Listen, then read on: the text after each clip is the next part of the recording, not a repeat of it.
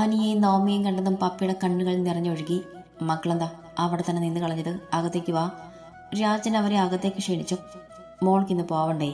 അയാൾ നവമിയുടെ തിരക്കി. പോണം അച്ഛാ. എന്താ ഇതൊക്കെ? അനി ഗൗരവത്തിൽ ചോദിച്ചു. നീ അത് കാര്യമാക്കണ്ട അനി, അത് അവളായി വരുത്തി വെച്ചതാണ്. രാജൻ തീർത്തും നിസ്സാരവൽക്കരിച്ചുകൊണ്ട് പറയുമ്പോൾ പപ്പി അയാളെ തുറച്ചു നോക്കി. ചായ കുടിച്ചിട്ടാണോ ഇറങ്ങിയത് മക്കളെ? വേറെ ആരും അവരോടത് തീർക്കാൻ പോകുന്നില്ലെന്ന് കണ്ടതും രാജൻ ചോദിച്ചു. ആ, ഞങ്ങൾ വന്നത് ഈ വരുന്ന ഞായറാഴ്ച വീടിൻ്റെ തറക്കല്ലിടുന്നതിന് ക്ഷണിക്കാനാണ്. രാവിലെ 8 മണി കഴിഞ്ഞിട്ടുള്ള സമയമാണ് എടുത്തിരിക്കുന്നത്. രാജനോട് അനി നേരത്തെ തന്നെ ഫോൺ സൂചിപ്പിച്ചതിനാൽ പ്രത്യേകിച്ചൊന്നും തോന്നിയില്ല. പക്ഷെ പപ്പിക്കാകെ ദേഷ്യമാണ്. ഏതോ അന്യരോട് ഒന്ന് പറയുമ്പോഴുള്ള ക്ഷണത്തിൽ. കൊള്ളാനി, ഞങ്ങൾ നിനക്ക് ഇത്ര പെട്ടെന്ന് അന്യരായോ? നിങ്ങൾ ഭാര്യയും ഭർത്താവും തനിയെല്ലാം തീരുമാനിച്ചുറപ്പിച്ചെങ്കിൽ പിന്നെ ഇനി ഞങ്ങളുടെ ആവശ്യം എന്താ? മാത്രമല്ല, എത്ര കൊള്ളരുതാത്തവനായിരുന്നെങ്കിലും മരിച്ചത് ഇവളുടെ ഭർത്താവാണ്. 1 മാസം പോലും ആയിട്ടില്ല. അത് കഴിഞ്ഞിട്ട് അതിനു മുന്നേ ഓരോന്നൊക്കെ കാണിച്ചു കൂട്ടി നാട്ടുകാരുടെ മുന്നിൽ നാണം കെടുത്തല്ലേ? ഇപ്പോൾ നാട്ടുകാരുടെ മുന്നിൽ നല്ല വിലയാണല്ലോ അല്ലേ? ഇതിനെക്കുറിച്ചൊന്നും പറയാൻ എനിക്ക് താല്പര്യമില്ലമ്മേ. പറഞ്ഞുകൊണ്ട് പ്രത്യേകിച്ച് ഒരു മാറ്റവും ഉണ്ടാകില്ലെന്നറിയാം. ഞങ്ങളുടെ ജീവിതത്തിൽ നല്ലൊരു കാര്യം നടക്കാൻ പോവാണ്. അത് എൻ്റെ പ്രിയപ്പെട്ടയുടെ സാന്നിധ്യത്തിലാകണമെന്ന് ആഗ്രഹമുണ്ട്. ഞാൻ ഇനി അമ്മയ്ക്ക് തീരുമാനിക്കാം. പപ്പിയവൻ്റെ മറുപടിയിൽ അവിശ്വസനീയതയോടെ നിന്നു. അനി, ആരില്ലെങ്കിലും ഞാനുണ്ടാകും. നിങ്ങൾ ഇറങ്ങാൻ നോക്ക്. മോൾക്ക് പോകാനുള്ളതല്ലേ, വൈകണ്ട. രാജൻ പറഞ്ഞപ്പോൾ അനി നവമിയുമായി പുറത്തേക്ക് ഇറങ്ങാൻ ഭാവിച്ചു. ആ ലക്ഷ്മി, ജംഗ്ഷനിലെ നിധി മെഡിക്കൽസിൽ പുതിയ ആളെ എടുക്കുന്നുണ്ട്. നിനക്ക് താല്പര്യമുണ്ടെങ്കിൽ ഒന്ന് ചെന്ന് നോക്ക്. അവൻ പറഞ്ഞപ്പോൾ ലക്ഷ്മി പതിയെ തലയാട്ടി. അവർ പോയി കഴിഞ്ഞതും രാജൻ ആരെയും മൈൻഡ് ചെയ്ത് റൂമിലേക്ക് നടന്നു. കണ്ടോ അമ്മേ, അവർ നിങ്ങൾക്ക് എന്തെങ്കിലും വില കൽപ്പിക്കുന്നുണ്ടോ? അനിയേട്ടൻ തീർത്തും നോമയുടെ സാരത്തുമ്പിലായി. കഷ്ടം. സൗമ്യ അല്പം പരിഹാസത്തോടെ പറയുമ്പോൾ അത് നേരാണെന്ന് തോന്നിയത് കൊണ്ട് തന്നെ പപ്പി ഒന്നും മിണ്ടിയില്ല. പിന്നെ ലക്ഷ്മി, നീ അങ്ങേരി പറഞ്ഞ് ജോലിക്ക് പോകാൻ നോക്ക്. ഇനി നിനക്ക് പോകാൻ താല്പര്യമില്ലെങ്കിൽ തിരികെ സുമേഷിന്റെ വീട്ടിലേക്ക് പോകുന്നതായിരിക്കും നല്ലത്. ഉള്ളത് തെളിച്ചു പറയാലോ. നിനക്കും കൂടെ ചെലവിന് തരാൻ പറ്റില്ല ഞങ്ങൾക്ക്. ഈ വീടിന് വേണ്ടിയുള്ള കണ്ട കടങ്ങളെല്ലാം ഉണ്ടാക്കി വെച്ചിട്ടുണ്ട്. ഞങ്ങളുടെ 2 പേരുടെയും ശമ്പളത്തും കൂട്ടിയാൽ പോലും കൂടുതൊന്നും തോന്നുന്നില്ല. ഇത്ര കഷ്ടപ്പെട്ട് വാങ്ങിയിട്ട് എന്തെങ്കിലും ഗുണമുണ്ടോയെന്ന് ചോദിച്ചാൽ അതുമില്ല. അത് എന്താ സ്വാമി അങ്ങനെ ഒരു വർത്തമാനം? വീട് നിങ്ങളുടെ പേരിൽ തന്നെയല്ലേ? പപ്പിക്കുള്ള സംസാരം തീരെ പിടിച്ചില്ല. അച്ഛൻ്റെയും അമ്മയുടെയും കാലശേഷം എന്ന കണക്കിന് കിട്ടിയിട്ട് എന്താ അമ്മ കാര്യം? ഇപ്പം തന്നെ കണ്ടില്ലേ, ഞങ്ങൾക്ക് സ്ട്രോങ് ആയിട്ട് ഒരു ഡിസിഷൻ എടുക്കാൻ പോലും പറ്റുന്നില്ല. മതി സൗമ്യ പറഞ്ഞത്. നീ ഇതൊക്കെ എന്നെ ഉദ്ദേശിച്ചാണ് പറയുന്നതെന്ന് എനിക്ക് മനസ്സിലായി. എൻ്റെയും കുഞ്ഞിൻ്റെ ചിലവിൻ്റെ കാര്യം ഓർത്ത് നീ പേടിക്കേണ്ട. അത് എന്താന്ന് വെച്ചാൽ ഞാൻ ചെയ്തോളാം. ഇനി വിഷ്ണുവേട്ടൻ്റെ കയ്യിലും ഞങ്ങൾക്ക് വേണ്ടി ചിലവാക്കിയ പൈസ എത്രയെന്ന് പറഞ്ഞാൽ അത് ഞാൻ തിരികെ തന്നോളാം. വിഷ്ണുകുട്ടാ, നീ എന്താണൊന്നും മിണ്ടാത്തത്? സൗമ്യ പറയുന്നത് കേട്ടില്ലേ? ലച്ചു നിന്റെ അനിയത്തിയല്ലേ മോനെ? ഒന്നും മിണ്ടാതെ നിൽക്കുന്ന വിഷ്ണുവിനോടായി പപ്പി സങ്കടത്തോടെ തിരക്കി. ഏട്ടൻ്റെ കൂടെ മനസ്സിലുള്ള കാര്യങ്ങളാണ് ലക്ഷ്മി പറയുന്നത്. പിന്നെ 1 മാസത്തെ ചിലവ് പോലും നിങ്ങളെ കൊണ്ട് പറ്റാതെയായില്ലേ? സാരില്ല, ഇത്ര നാൾ അനിയേട്ടൻ്റെ തലയിലായിരുന്നില്ലേ? നീ കൂടുതൽ സംസാരിക്കില്ലേ? നീ അനിയേട്ടനെ പറ്റിച്ചല്ലേ ജീവിച്ചിരുന്നത്? അല്ലാന്ന് ഞാൻ പറഞ്ഞില്ലല്ലോ. ഒന്ന് നിർത്തുന്നുണ്ടോ? ഒരു സമാധാനം തരരുത്. വിഷ്ണുവും ഇരുവരുടെയും വാക്പോര് കണ്ട് അലറും പോലെ പറഞ്ഞു. അതാദ്യം ഭാര്യയോട് പറയും, പിന്നെ ഇത് എൻ്റെ അമ്മയാണ്, അല്ലാതെ ആരുടെയും വേലക്കാരിയല്ല. ഇന്ന് വൈകിട്ട് മുതൽ സൗമ്യയുടെ കിച്ചണിൽ സഹായിക്കാൻ വന്നാൽ മര്യാദയ്ക്ക് ഫുഡ് കഴിക്കാം.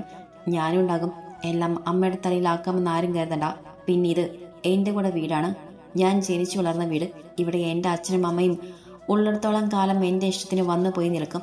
അത് വിലക്കാൻ സൗമ്യയ്ക്ക് ഒരവകാശമില്ല. ലക്ഷ്മി പറഞ്ഞപ്പോൾ സൗമ്യയ്ക്ക് ആകെ കലി കയറി. ഈ നാക്ക് നിന്റെ ഭർത്താവിൻ്റെ അടുത്ത് എടുത്തിരുന്നെങ്കിൽ ഇങ്ങനെ വിധവയായി നിൽക്കേണ്ടി വരില്ലായിരുന്നു. സൗമ്യയെ വിഷ്ണു അവളെ അമർഷത്തോടെ വിളിച്ചു.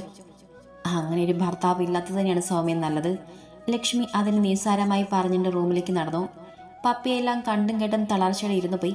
ഇതൊരു തുടക്കം മാത്രമാണെന്ന് അവർ സ്വപ്നത്തിൽ പോലും വിചാരിച്ചില്ല. വൈകിട്ട് ഞാൻ വിളിക്കാൻ വന്നോളാം. ഈശയെ നമുക്ക് ഒരുമിച്ച് ക്ഷണിക്കാം. ഉച്ച സമയത്ത് ഭക്ഷണം കഴിക്കാൻ അനിയേട്ടാ. ഇന്നലത്തെ പോലെ വൈകാൻ മറക്കരുത്. ഇല്ല ദുർഗ, ഞാൻ വിളിക്കാം. അനി പറഞ്ഞിട്ട് അവളെയും കടന്നുപോയി. 1-2 പേരെ കാണാനുണ്ടവന്. നവമി നേരെ ഓഫീസിലേക്ക് ചെല്ലുമ്പോൾ കാണുന്നത് നിറഞ്ഞ കണ്ണുകൾ തുടച്ചുകൊണ്ട് പുറത്തേക്ക് ഇറക്കുന്ന സുമിതയാണ്. നവമി കണ്ടതും അവളുടെ മുഖം ഒന്ന് വിളറി. എന്താ സുമി, നീ കരഞ്ഞോ? ഏയ്, കണ്ണിലെന്തോ കരട് പോയതാ. ഞാൻ സ്റ്റാഫ് റൂമിൽ കാണാം, നീ സൈൻ ചെയ്തിട്ട് വാ പറഞ്ഞുകൊണ്ട് അവളുടെ മറുപടിക്ക് കാക്കാതെ സുമി നടന്നു നീങ്ങി. നവമി അത് നോക്കിയതിന് ശേഷം ഋഷിയുടെ അരികിലേക്ക് ചെന്ന് ഡോർ ഒന്ന് നോക്ക് ചെയ്ത് അകത്തേക്ക് കയറി. Good morning sir. Good morning Navami. Rishi വരുത്തിക്കുട്ടി ഒരു ചിരിയുടെ പറഞ്ഞു. അവന്റെ കണ്ണുകളും ചുവന്ന് കലങ്ങിയിരുന്നു. അനി വന്നില്ലേ? വന്നിരുന്നു. എന്നെ ഡ്രോപ്പ് ചെയ്ത് തിരികെ പോയി. വൈകിട്ട് വരും. എടോ. അവരെന്ന് മൂളിക്കൊണ്ട് രജിസ്റ്റർ അവൾക്ക് നേരെ നീട്ടി. ഋഷിയുടെ റൂമിൽ നിന്നും ഇറങ്ങുമ്പോൾ അവൾക്ക് എന്തൊക്കെയോ സംശയങ്ങൾ തോന്നി തുടങ്ങിയിരുന്നു. സുമി അന്ന് ആകെ വല്ലായ്മയോടെയാണ് നടന്നത്. നിനക്ക് എന്തെങ്കിലും ബുദ്ധിമുട്ടുണ്ടോ? നീ ഓക്കെ അല്ലേ? നാമിയുടെ ചോദ്യത്തിൽ അവളുടെ കണ്ണുകൾ നിറഞ്ഞു. ഞാൻ ഓക്കെ അല്ല നാമി, എനിക്ക് പറ്റുന്നില്ലടി. പറയുമ്പോൾ സുമിയുടെ ശബ്ദമിടറി. എന്താടി, നിനക്ക് എന്നോട് പറയാൻ താല്പര്യമുണ്ടെങ്കിൽ തുറന്നു പറയേ. അവളുടെ കൈ പിടിച്ചുകൊണ്ട് നാമി പറയുമ്പോൾ ഒരു ആശ്രയം കിട്ടിയതുപോലെ അവളെ പുണർന്നു. പറയാം, എനിക്ക് ആരോടെങ്കിലും എൻ്റെ മനസ്സ് തുറക്കണം. മടുത്തടി ഞാൻ. എല്ലാം ഇങ്ങനെയുള്ളിൽ ഒതുക്കി മടുത്തു. അവർ സംസാരിച്ചിരിക്കുന്നതിന് ഇടയ്ക്ക് ആരോ വരുന്നത് പോലെ തോന്നിയതും പിന്നീട് സംസാരിക്കാമെന്ന രീതിയിൽ നാമി പറഞ്ഞു. പക്ഷെ അതിന് ഒരവസരം പിന്നീട് അവർക്ക് കിട്ടിയില്ല. വൈകിട്ട് അനി വന്നതും ഇരുവരും ഒന്നിച്ചാണ് ഋഷിയുടെ അരികിലേക്ക് പോയത്. ഞായറാഴ്ചത്തെ ചടങ്ങിന് ക്ഷണിക്കുകയും ചെയ്തു. ഞാൻ അമ്മയെ കണ്ടിരുന്നു. നിന്റെ വിവാഹത്തെ ചൊല്ലിയാണ് ആൾക്ക് സങ്കടം. ഇനിയും എന്തിനാ വൈകിപ്പിക്കുന്നത്? ഞാനാണോടാ, നിനക്കറിയാവുന്നതിലല്ല. ഇന്നുകൂടെ ഞാൻ അവളോട്. ഋഷിക്ക് സങ്കടത്താൽ തൊണ്ടയിടറി. അവൾ മനസ്സിലാക്കുന്നില്ലടാ. അന്ന് പറഞ്ഞു പോയതിന് എന്നെ ശിക്ഷിച്ചു മതിയായില്ലടാ. അത്രയ്ക്ക് ഇഷ്ടമായതുകൊണ്ടാണ്. അത് അവൾക്ക് മനസ്സിലാകുന്നില്ല. ദേഷ്യവും വിഷമവും കൊണ്ട് അവൻ കൈമുഷ്ടി ചുരുട്ടി. വിഷമിക്കാതെ, അവളെ നിനക്കറിയില്ലേ? കുറച്ചൊന്നുമല്ലല്ലോ അവൾ അനുഭവിച്ചത്. എല്ലാം നേരെയാകും, നീ വിഷമിക്കാതെ. ഋഷിയെ സമാധാനിപ്പിച്ചുകൊണ്ട് അവർ ഇറങ്ങി. അനിയേട്ടാ. വണ്ടിലിരിക്കുന്നേരം നവമി അവനെ വിളിച്ചു. സുമിതിയെ ഋഷിക്ക് ഇഷ്ടമാണ് ദുർഗ. അവളെ വിളി എന്തിനാണെന്ന് അറിഞ്ഞുകൊണ്ട് അവൻ പറഞ്ഞു. നവമിക്ക് അത് ഏകദേശം ധാരണയുണ്ടായിരുന്നതിനാൽ വലിയ ഞെട്ടലൊന്നും തോന്നിയില്ല. പക്ഷെ അനി പിന്നീട് പറഞ്ഞ കാര്യം നവമിയിൽ ഒരു ഞെട്ടൽ തീർത്തു. സുമിത ഡിവോഴ്സിയാണ് ദുർഗ. എന്താ? വീട്ടിലെത്തിയ ശേഷം എല്ലാം വിശദമായി പറയാം. അനി പറഞ്ഞപ്പോൾ നവമി പിന്നെ ഒന്നും ചോദിക്കാൻ പോയില്ല. വരുന്ന വഴി സൂപ്പർ മാർക്കറ്റിൽ കയറി വീട്ടിലേക്ക് വേണ്ട സാധനങ്ങൾ എടുക്കുമ്പോഴേക്കും അവളുടെ ചിന്തയിൽ സുമിത മാത്രമായിരുന്നു. വീട്ടിലെത്തി നവമി സാധനങ്ങളൊക്കെ കിച്ചണിൽ വെച്ച ശേഷം മാറാനുള്ള ഡ്രസ്സും എടുത്ത് ഫ്രഷ് ആകാൻ കയറി. ആ സമയം കൊണ്ട് അനി അവർക്ക് രണ്ടുപേർക്കുമുള്ള ചായ വെച്ചിരുന്നു. നവമി കുളിച്ചു വരുമ്പോൾ അനി ചായയും വരുന്ന വഴിക്ക് വാങ്ങിയ ഉള്ളിവടയുമായി ഹാളിൽ അവൾക്ക് വേണ്ടി കാത്തിരിക്കുന്നുണ്ടായിരുന്നു. അത് കണ്ടതും അവളൊരു ചിരിയോടെ അവന്റെ മടിയിലേക്കിരുന്നു. എന്റെ ചക്കരേ. അവന്റെ കവളിൽ അമർത്തി ചുംബിച്ചുകൊണ്ട് കുറുമ്പോടെ പറയുന്നവളെ അവൻ കീച്ചുകൊണ്ട് കടിച്ചുകൊണ്ട് ഒരു കള്ളച്ചിരിയോടെ നോക്കി. തങ്ങളുടെ മാത്രമായ ലോകത്തിൽ എത്തിയതിൽ പിന്നെ പ്രണയത്തിൽ മറ്റൊരു തലത്തിൽ എത്തിയതുപോലെയാണ്. നേരവും ഇടവും നോക്കാതെയുള്ള പ്രണയം. എന്റെ പെണ്ണിന് സുമതിയെക്കുറിച്ച് അറിയണ്ടേ? അവളെ ചുണ്ടിൽ നിന്ന് ചുംബിച്ചു മാറിക്കൊണ്ട് അവൻ തിരക്കി. ഇന്ന് ആകെ മൂകമായ അവസ്ഥയിലായിരുന്നു അനിയേട്ട അവൾ. മനസ്സിൽ ഒത്തിരി സങ്കടം മടക്കി പിടിച്ച് നടക്കുകയാണ് അവൾ. എന്നോട് സംസാരിക്കണമെന്ന് പറഞ്ഞിരുന്നു. പക്ഷെ അതിനൊരു അവസരം കിട്ടിയില്ല. അവന്റെ മടിയിൽ നിന്നും എഴുന്നേറ്റ് മാറി ചായ അവന്റെ കയ്യിലേക്ക് കൊടുത്തു. തൻ്റേതും എടുത്ത് അവന്റെ അരികിലിരിക്കുന്ന കൂട്ടത്തിൽ പറഞ്ഞു. ഋഷിക്ക് സൗമ്യ ഇഷ്ടമായിരുന്നു ദുർഗ. ഞാൻ ഋഷിയും +2 പഠിക്കുന്ന സമയം ക്ലാസ് കഴിഞ്ഞ് ഞങ്ങൾ എന്നും അമ്പലക്കുളത്തിന് എതിർവശത്തുള്ള ഗ്രൗണ്ടിലില്ലേ, അവിടെ കുറച്ച് സമയം ചിലവഴിക്കുന്നത് പതിവാണ്. അതിന് ഇടതുവശത്ത് കണ്ണ ചന്ദ്രൻ ചേട്ടൻ്റെ വീട്ടിലായിരുന്നു സുമി ട്യൂഷൻ വന്നുകൊണ്ടിരുന്നത്. അവളന്ന് 8ലോ 9ലോ ആണ്. കൃത്യമായി ഞാൻ ഓർക്കുന്നില്ല. അങ്ങനെ ഒരു വൈകുന്നേരം ഞങ്ങൾ അവിടെ ഇരിക്കുന്ന സമയത്താണ് അവൾ ഞങ്ങൾക്ക് അരികിലേക്ക് വരുന്നതും ഋഷിയോട് ഇഷ്ടം പറയുന്നതും. എല്ലാവരുടെയും മുന്നിൽ വെച്ച് ഇത്രയില്ലാത്തൊരു പെൺകൊച്ചു വന്ന് ഇഷ്ടം പറഞ്ഞത് അവനാകെ ചമ്മലായി. ആ ദേഷ്യത്തിന് അവനന്ന് അവളെ കുറെ ചീത്ത പറഞ്ഞു. പക്ഷെ പ്രശ്നം എന്തെന്ന് വെച്ചാൽ ഇതെല്ലാം കേട്ട് അവളെ ചേട്ടനുണ്ടായിരുന്നു അവിടെ. ഞങ്ങളുടെ എല്ലാം മുന്നിലിട്ട് തന്നെ അവളെ കുറെ തല്ലി. അവളുടെ വീട്ടിലും എന്തൊക്കെയോ പ്രശ്നമായി. പിന്നീട് കുറച്ചുനാൾ അവളെ കാണുന്നില്ലായിരുന്നു. ഋഷിയുടെ മനസ്സിലാണെങ്കിൽ അവളെ ഓർത്ത് വല്ലാത്തൊരു കുറ്റബോധവും. ഇതിനിടയിൽ എപ്പോഴോ അവനും അവളെ ഇഷ്ടപ്പെട്ടു തുടങ്ങി. എന്നിട്ട് നവമിയുടെ ആവേശം കണ്ടത് മനി അവളെ കവളന്ന് വലിച്ചു വിട്ടു. അവളെ പിറ്റേ വർഷം തൊട്ട് അവളെ അമ്മയുടെ വീട്ടിൽ നിന്നാണ് പഠിപ്പിച്ചത്. ഋഷി കുറെ അവളെ കാണാൻ ശ്രമിച്ചിരുന്നു. പക്ഷെ സാധിച്ചില്ല. അവൻ ഡിഗ്രി ചെയ്യാൻ ചെന്നൈയിലേക്ക് പോകേണ്ടി വന്നു. അവന്റെ പഠനമൊക്കെ കഴിഞ്ഞു വന്ന സമയത്താണ് അച്ഛന് വയ്യാതെ വരുന്നത്. എല്ലാം കഴിഞ്ഞ് വരുമ്പോഴേക്കും സുമയുടെ വിവാഹം കഴിഞ്ഞിരുന്നു. പക്ഷെ അത് അതിനേക്കാൾ നീണ്ടു നിൽക്കാത്ത ഒരു ദാമ്പത്യമായിരുന്നു. ഡിവോഴ്സ് കഴിഞ്ഞിട്ട് 1 വർഷത്തോളമായി.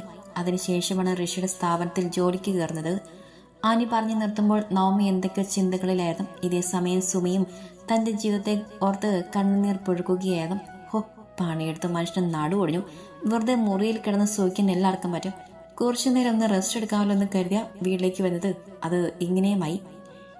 പ്രവീണ ഒച്ചത്തിൽ പറയുന്ന കേട്ടതും സുമി കണ്ണും മുഖവും തുടച്ച് മുറിയിൽ നിന്നും പുറത്തേക്കിറങ്ങി. ഇതെല്ലാം ഞാൻ കഴുകി വെച്ചതാണ് പ്രവീണ. ശ്യാമള പറയുമ്പോൾ പ്രവീണ അവരെ രൂക്ഷമായി നോക്കി. അമ്മ കഴുകി വെച്ചത് കാണാനുണ്ട്. നോക്ക്, അഴുക്കൊന്നും പോയിട്ടില്ല. അല്ല, അമ്മയ്ക്ക് പ്രായമായി വരുവല്ലേ, കാഴ്ചയൊക്കെ മങ്ങലേൽക്കും. ഇവിടെ അമ്മ മാത്രമല്ല ഉള്ളത്. ചേച്ചി വയ്ക്കും, ഞാൻ കഴുകി വെക്കാം. അങ്ങോട്ട് വന്നുകൊണ്ട് സുമി പറഞ്ഞതും അത് കേൾക്കാൻ കാത്തു നിന്നതുപോലെ പ്രവീണ തിരികെ റൂമിലേക്ക് പോയി. ഞാൻ ഇതൊക്കെ കഴുകി വെച്ചതാ മോളെ. പറയുമ്പോൾ ശ്യാമളയുടെ കണ്ണുകൾ നിറയുന്നുണ്ടായിരുന്നു. എനിക്കറിയാലോ അമ്മേ, സാരില്ല, അമ്മ വയ്ക്കോ. ഇല്ല, ഞാനും സഹായിക്കാം. സിങ്കിൽ കൂടി കിടക്കുന്ന പാത്രങ്ങളിലേക്ക് നോക്കി ശ്യാമള പറഞ്ഞു. വേണ്ട, ഇനി അത് കണ്ട ചേച്ചിക്ക് ദേഷ്യം കൂടും. എന്തിനമ്മ വെറുതെ. ഇത് ഞാൻ ചെയ്യാം. ശ്യാമളയെ പറഞ്ഞു വിട്ട് പാത്രങ്ങൾ കഴുകുമ്പോൾ സുമിതയുടെ കണ്ണുകൾ നിറഞ്ഞു. അത് താൻ ഈ വീട്ടിൽ ഒരു അധികപ്പറ്റാണെന്ന് അറിഞ്ഞിട്ടും ഇവിടെ നിൽക്കേണ്ടി വരുന്ന തന്റെ ഗതികേട് ഓർത്തായിരുന്നു. ദുർഗ തന്റെ കഴുത്തിലൂടെ ചുണ്ടുകൾ അഴിച്ചുകൊണ്ടുള്ള അവന്റെ വശ്യമായ വിളിയിൽ അവളിൽ പെണ്ണുണർന്നു തുടങ്ങിയിരുന്നു. അനിയേട്ടാ. അവന്റെ മുഖമുയർത്തി ആ ചുണ്ടുകളിലേക്ക് തന്റെ ചുണ്ട് ചേർത്ത് വെക്കുമ്പോൾ അവന്റെ ചുണ്ടുകളിൽ വിരിഞ്ഞ ആ പുഞ്ചിരിയെ കൂടി അവൾ കവർന്നെടുത്തിരുന്നു. ചുണ്ടുനാവും പരസ്പരം മത്സരിച്ച് മുന്നേറുമ്പോൾ അനിയുടെ കൈകൾ അവളുടെ ഉയർച്ച താഴ്ചകളെ തഴുകി അമർത്തിയും മുന്നേറി. നഗ്നരായി പരസ്പരം കെട്ടിപ്പുണർന്ന അവളുടെ മേനിയിലാകെ അവൻ ചുംബിച്ചുണർത്തി. മാറിലെ പൂമൊട്ടിനെ ചുണ്ടുകളാൽ നുണഞ്ഞെടുത്ത് അതിലെ തേൻ കുടിക്കുമ്പോൾ ദുർഗ അവൻ നൽകുന്ന അനുഭൂതിയിൽ കിടന്നു പുളഞ്ഞു. ഇരുവരും പരസ്പരം പേര് വിളിച്ചു പുലമ്പി. മാസമുറയ്ക്ക് ശേഷമുള്ള കൂടിച്ചേരലായതിനാൽ ഇരുവരിലും ആവേശം 10 മടങ്ങായിരുന്നു. ദുർഗയുടെ കൈകളും ചുണ്ടും അവനിലെ പുരുഷനെ ഉണർത്തുമ്പോഴുള്ള അവന്റെ ശബ്ദം അവളെ ആവേശം കൂട്ടി. ഒടുവിൽ അവളിലെ പെണ്ണെ സജ്ജമാക്കി അവളിലേക്ക് പ്രവേശിക്കുമ്പോൾ ഇരുവരിലും ശീൽക്കാര ശബ്ദം മുഴങ്ങി.